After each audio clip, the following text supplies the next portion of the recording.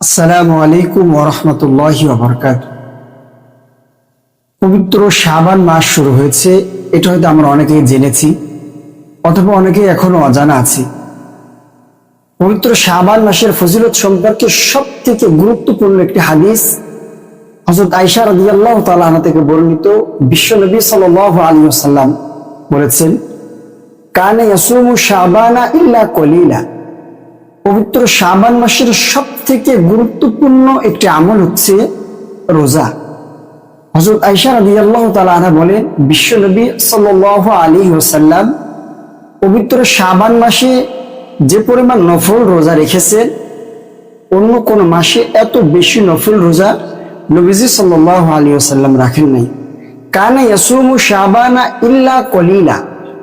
হযরত আয়েশা রাদিয়াল্লাহু তাআলা আনহা বলেছেন, বিশ্বনবী সাল্লাল্লাহু আলাইহি ওয়াসাল্লাম পবিত্র শাবান মাসের আকসার দিন ইল্লা কলিলা, অল্প কিছুদিন ব্যতীত অধিকাংশ দিন বিশ্বনবী সাল্লাল্লাহু আলাইহি ওয়াসাল্লাম শাবান মাসে নফল রোজা রেখেছেন।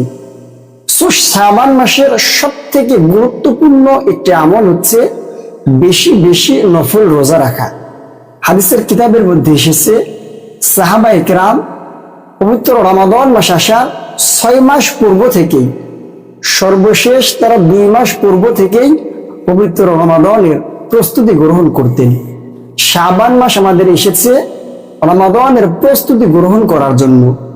রমাদানে আমরা আমাদের সময়কে কিভাবে কাটাবো, রোজা রাখাটা আমাদের জন্য কিভাবে পসিবল হবে, কিভাবে সহজ হবে, এই ট্রেনিংটা দেওয়ার জন্যই শাবান মাস আমাদের মাঝে এসে উপস্থিত হয়েছে।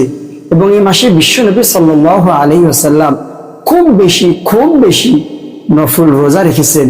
সো আমরাও চেষ্টা করব পবিত্র শাবান মাসে খুব বেশি নফল রোজা রাখার জন্য। পবিত্র শাবান মাসে বান্দার আমল আল্লাহ তাআলার কাছে পেশ করা হয়, আল্লাহ তাআলার কাছে দেওয়া হয়। সো এখন আমাকে একটা বিষয় খুব বেশি লক্ষ্য রাখতে হবে,